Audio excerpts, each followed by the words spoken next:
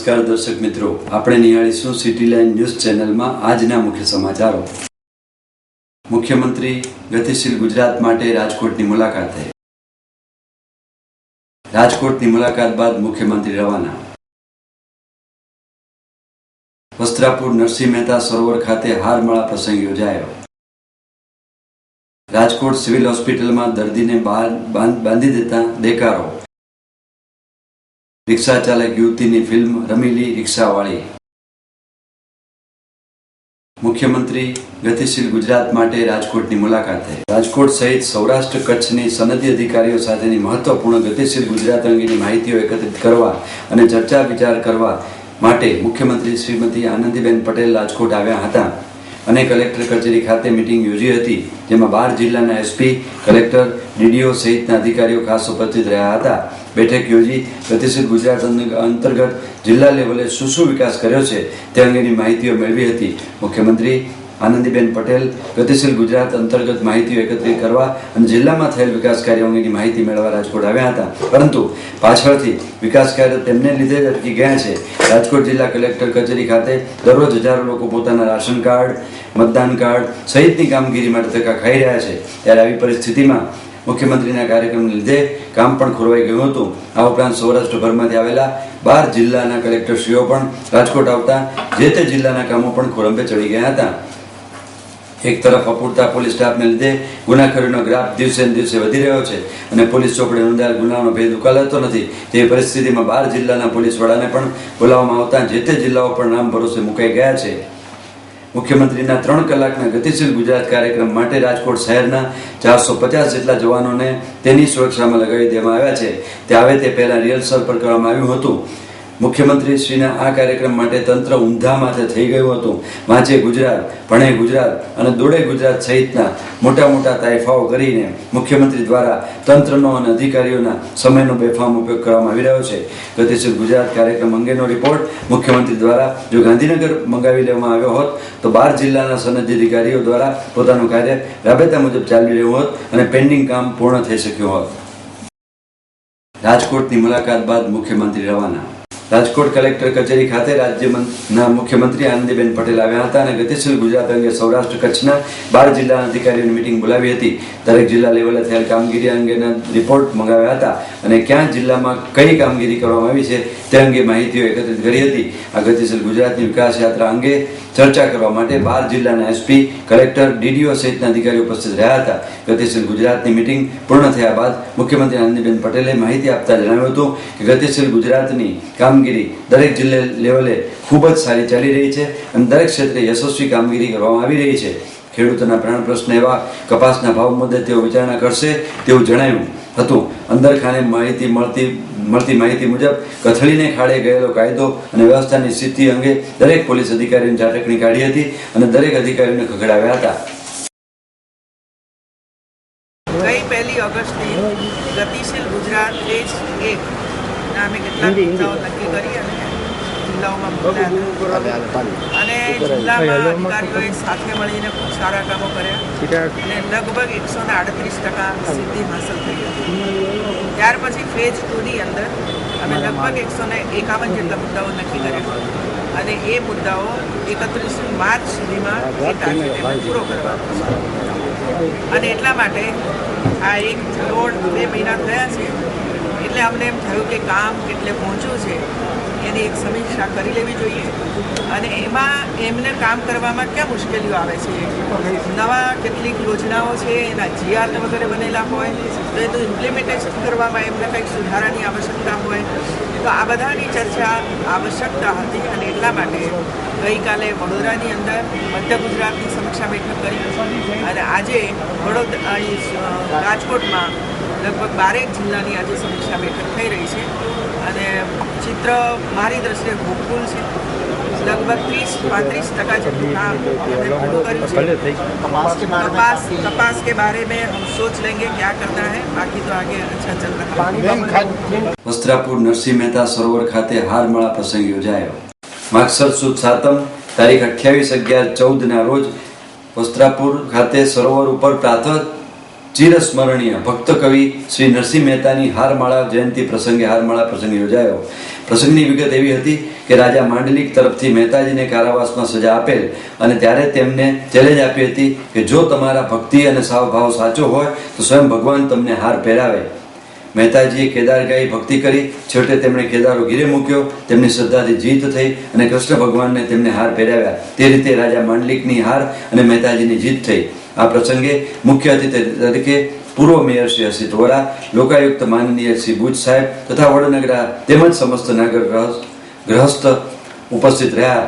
જય હાટકેશના નારા સાથે પ્રસંગને વધાવ્યો હતો. વૈષ્ણવજન તો તેને રે કહીએ જે પીડ ભરાઈ જાણે રે. એ વિશ્વ પ્રસિદ્ધ ભજન જે આપણા રાષ્ટ્રપિતા મહાત્મા ગાંધીને પણ ખૂબ પસંદ હતું. એના રચયિતા નરસિંહ મહેતાની આજે હાર જયંતિ છે. સમગ્ર અમદાવાદ શહેર અને ગુજરાતના જુદા ભાગોમાંથી પણ કેટલાક લોકો અત્રે હાર જયંતિ પ્રસંગે નરસિંહ મહેતાને શ્રદ્ધાંજલિ આપવા આવ્યા છે. ખાસ કરીને જે અગાઉ કહ્યું પ્રમાણે ઉમાશંકર જોશી અને ગાંધીજીએ પણ એવું કહ્યું હતું કે વૈષ્ણવજન તરીકે નરસિંહ મહેતાએ પોતાના પદોમાં જે વાતો કરી છે એમાંથી એક બે લાઈન પણ જો જીવનમાં ઉતારીએ તો એ સાચો વૈષ્ણવજન. માત્ર વૈષ્ણવ એટલે વૈષ્ણવ વણિક નહીં, પરંતુ કોઈ પણ વ્યક્તિ વૈષ્ણવ ત્યારે જ કહેવાય જ્યારે ગાંધીજીએ નરસિંહ મહેતાના જે પદો જીવનમાં ઉતાર્યા અને એમણે એનો પ્રચાર કર્યો. આજે આપણે સૌ જોઈ રહ્યા છીએ કે એમના જ પગલે ગાંધીજી જેવી રીતે વાત કરી હતી વૈષ્ણવજનની, તેવી જ રીતે સફાઈના અભિયાનની પણ વાત કરી હતી. અને એ જ પગલે આપણા રાષ્ટ્રના વડાપ્રધાન નરેન્દ્ર મોદી એ જ પગલે એટલે કે ગાંધીજીના પગલે એટલે જે કહી શકાય કે નરસિંહ મહેતાના પગલે આપણે સૌ આગળ વધી રહ્યા છીએ. એ આપણા જીવનમાં એમના પદોમાંથી સંસ્કારો ઉતારીએ એ જ આજના. રાજકોટ સિવિલ હોસ્પિટલમાં દર્દીને બહાર બાંધી દેતા દેકારો.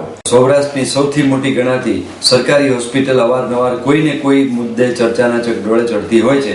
ત્યારે સિવિલ હોસ્પિટલના અધિક્ષકશ્રીની સામે કોઈ દર્દીને બે અજાણ્યા શખ્સો કણસથી હાલતમાં થાંભલે બાંધીને જતા રહ્યા ભારે ચકચાર મચી જવા પામી છે. ઘટનાને પગલે લોકો એકઠા થઈ જતા દર્દીને મુક્ત કરાવીને ફરીથી હોસ્પિટલમાં દાખલ કરવામાં આવ્યો હતો.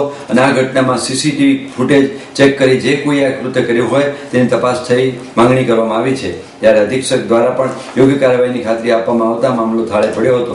રાજકોટ શહેરની સિવિલ હોસ્પિટલમાં દરરોજ હજારો દર્દીઓ સારવાર માટે આવતા હોય છે. ત્યારે ગત રાત્રે હોસ્પિટલમાં દાખલ એક વૃદ્ધને હોસ્પિટલના અજાણ્યા બે શખ્સો સિવિલ હોસ્પિટલના અધિક્ષક વત્સરાજની ઓફિસ સામે થાંભલે બાંધી જતા રહેતા ભારે ચકચાર મચી જવા પામી હતી.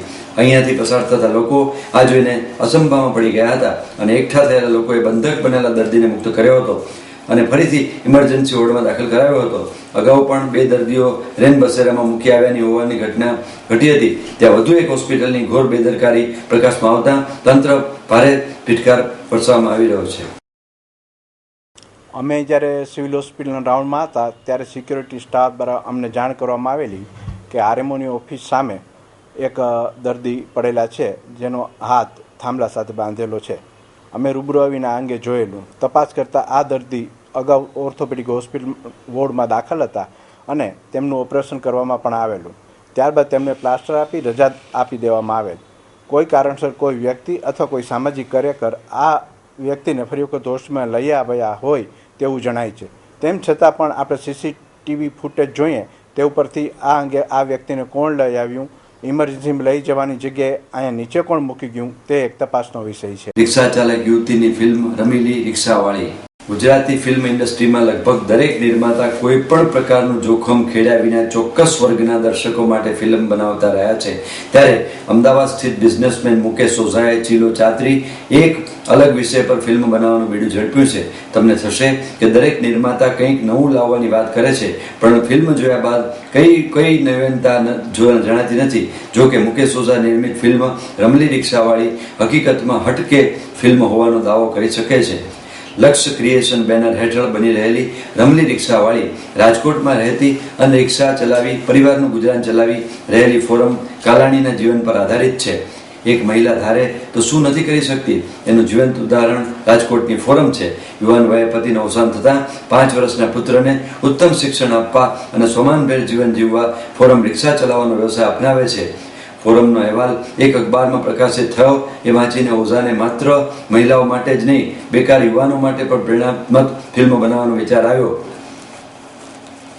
ફિલ્મના લેખક દિગ્દર્શક રમેશ કરોલકર કહે છે, અમારી ફિલ્મનું બજેટ ભલે હિન્દી ફિલ્મ જેટલું ન હોય, પરંતુ અમે મેકિંગમાં ક્યાંય કચાશ રાખવાના નથી. મુકેશભાઈએ અમને સ્પષ્ટ સૂચના આપી છે કે કોઈ બાંધછોડ કરવાની નથી. રમલી રિક્ષાવાળીનું શૂટિંગ અમદાવાદ અને એની આસપાસના વિસ્તારોમાં કરવામાં આવશે એમ જણાવતા મુકેશભાઈએ કહ્યું હતું કે અમે ફિલ્મના નિર્માણ તેમજ પ્રચાર માટે અમે ખાસ બજેટ બનાવ્યું છે. ઉપરાંત ફિલ્મને રાજ્યભરના મલ્ટીપ્લેક્સમાં રજૂ કરવામાં આવશે. 28 નવેમ્બર 2014ના અમદાવાદ સ્ટ્રીટ હોટલ અલ ડોરાડો ખાતે યોજાયેલી રમલી રિક્ષાવાળીની મુહૂર્ત માટે રાજકોટ ફોરમ ઉપરાંત અમદાવાદમાં રિક્ષા ચલાવતી 20 યુવતીઓ ખાસ ઉપસ્થિત રહી હતી. એટલું જ નહીં, તેમને રોલ મોડલ તરીકે જાહેર કરવામાં આવી હતી. ફિલ્મ રમલી રિક્ષાવાળીનું મુખ્ય પાત્ર ગુજરાતી ફિલ્મોની જાણી અદાકાર હિના રાજપૂત ભજવી રહી છે. એની સાથે રતન રંગવાની, જયમીન ત્રિવેદી, નિસર્ગ ત્રિવેદી, અર્ચન ત્રિવેદી અને અન્ય કલાકારો સાથે છે. આવી રહી છું તમારા શહેરમાં બહુ જ જલ્દી તહેરીકો મચાવવા માટે. હું રમલી રિક્ષાવાળી.